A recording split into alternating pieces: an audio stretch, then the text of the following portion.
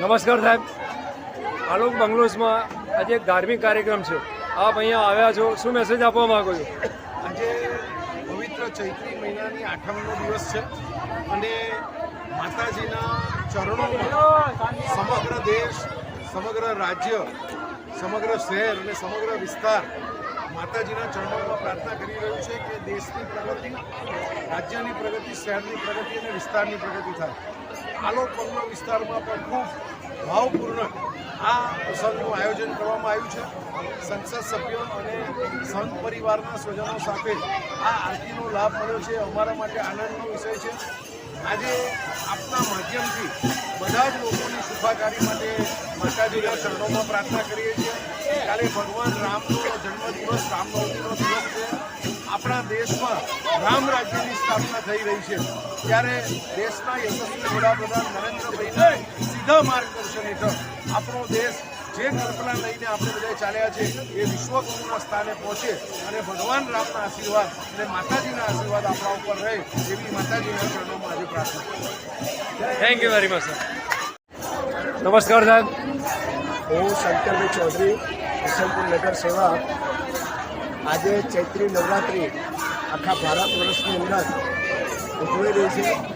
સનાતન ધર્મની જે જાગૃતિ અને જે ચૈત્ર નવરાત્રિ જે લોકો ખૂબ ઓછી ઉજવતા હતા, પણ હવે ચૈત્રી નવરાત્રિ પણ આસોની નવરાત્રિ પ્રમાણે ઉજવવાનું લોકોએ ચાલુ કર્યું છે.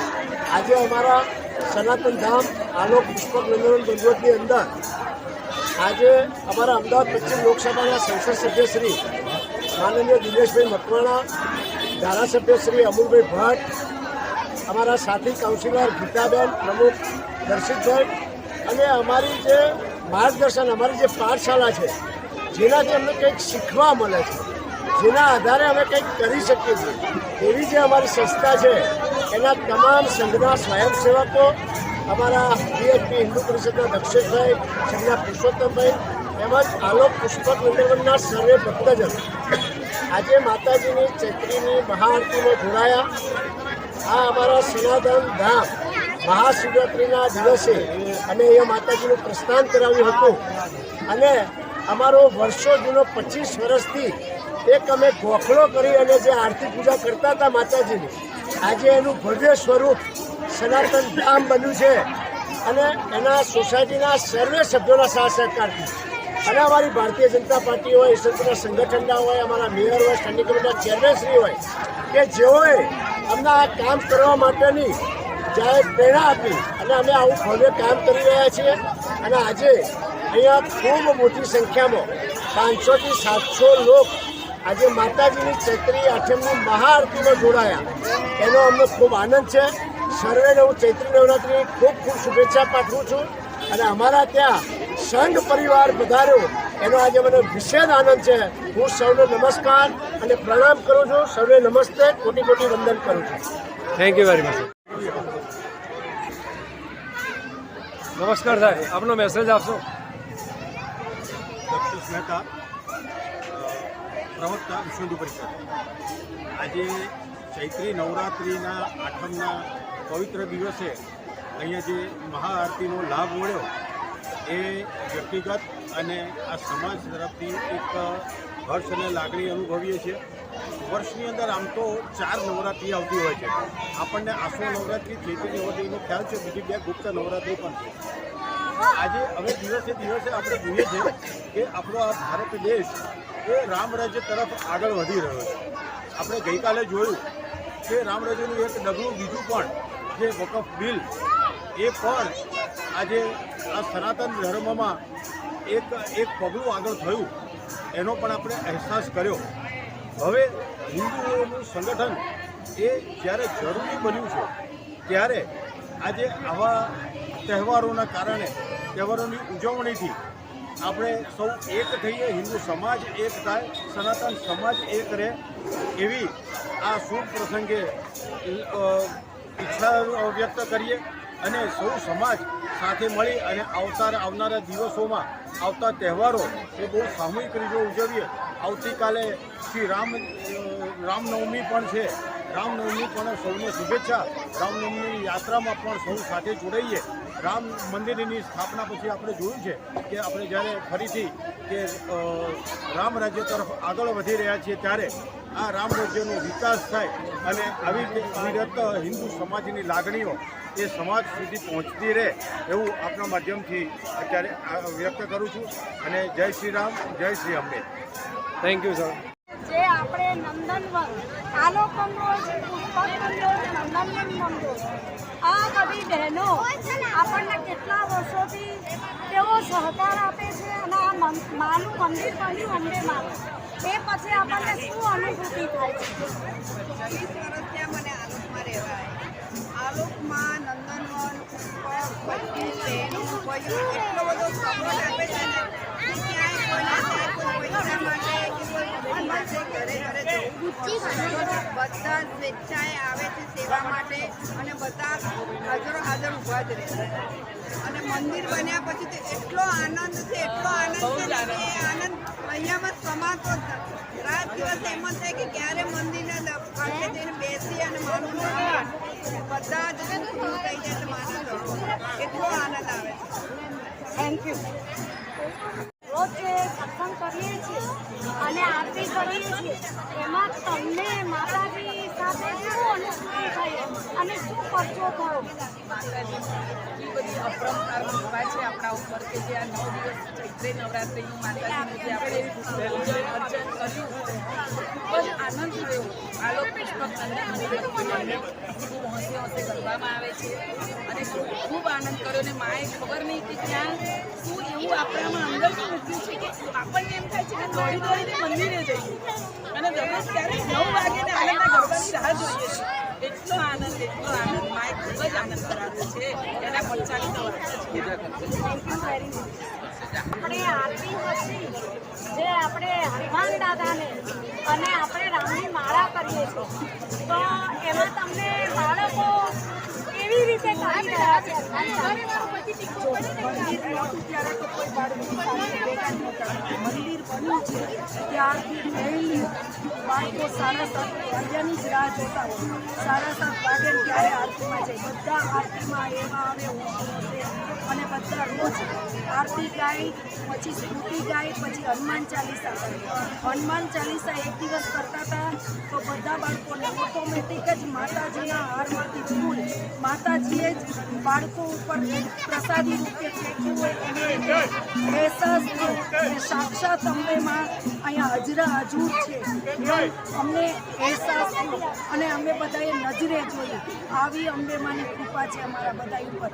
અને બધાને અમારા આલોક પુષ્પક નંદનવન સર્વે સોસાયટીનો એટલો સહમત છે. બધા એટલા સાથે હળીમળીને રહ્યા છે કે એની ના પૂછો. બધા કામમાં સાથ સહકાર મળી રહે છે. કોઈને કંઈ કહેવું પડતું નથી. બધા આપણે આપ પોતાની સ્વેચ્છાએ આવી જાય છે બધા ધાર્મિક કાર્યોમાં.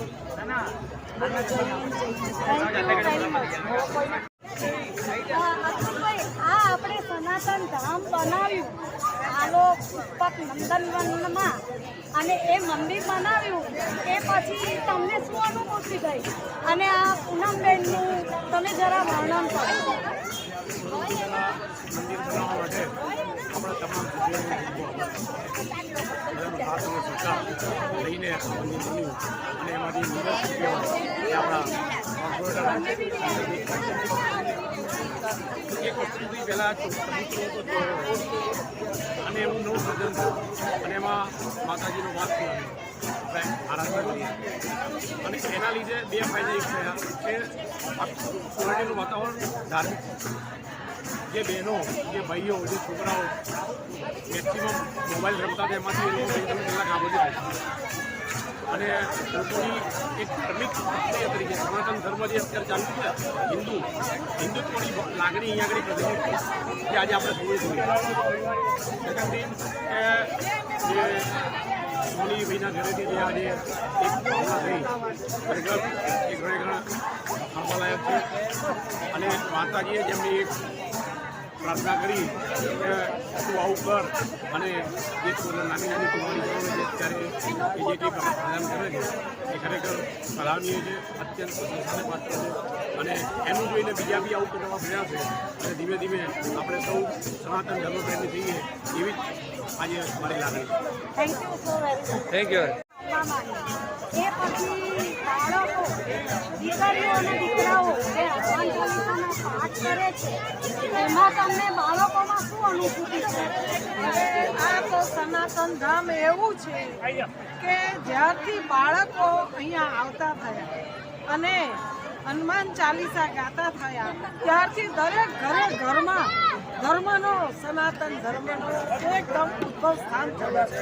આલોક પુષ્પક નંદનવનમાં બાળકોના સારા સિંચન અને વડીલો, બહેનો, ભાઈઓ બધાને જે આનંદિત વાતાવરણ મળ્યું છે એ આલોક પુષ્પક નંદનવનમાં જે મળ્યું છે એને એક પરચો છે કે માં અંબે માં સાક્ષાત છે અમારે.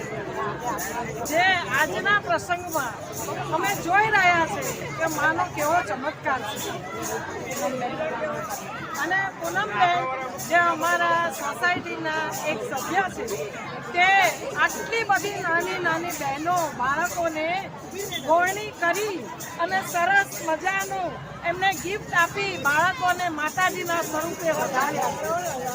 Thank you so very much.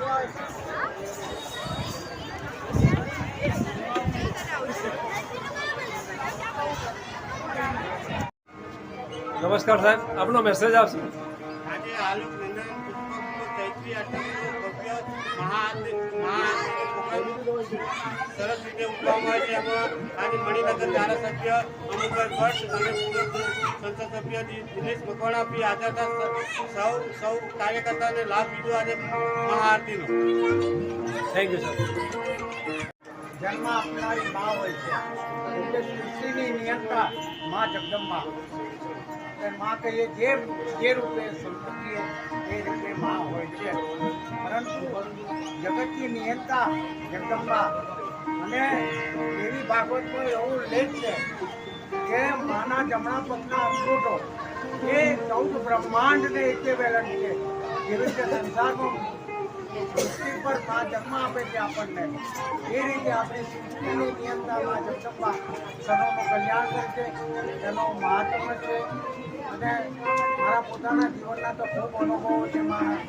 મા ખૂબ સારું કાર્ય કરે છે, મનોકામના પૂર્ણ કરે છે, સર્વને સારું રાખે છે. અને અહીંયા આલોક પુષ્પક નંદનવનની અંદર માન્ય કાઉન્સિલર શ્રી શંકરભાઈ તથા માન્ય ધારાસભ્ય શ્રી તેમજ દિનેશભાઈ સંસદ સભ્ય શ્રી બધા હાજર રહ્યા. ખૂબ આનંદ કરાયો અને બાળકો વસ્તીએ પણ ખૂબ આનંદ મોજ કરી છે.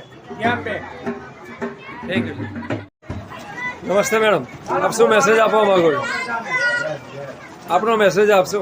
હા, હું એમ કહેવા માંગુ છું કે અમે આટલા વર્ષથી મને આલોકમાં આવે લગભગ 25 વર્ષ થઈ ગયા અને અત્યારે હાલના સંજોગોમાં જે બધા પ્રતિનિધિઓ નિમાઈને આવ્યા છે એ લોકોએ એટલા સરસ કાર્ય કર્યા છે અને એ કાર્ય તો કદાચ આ આખા ઘોડાસર ઈસનપુરમાં ખૂબ વિકાસ કર્યો છે.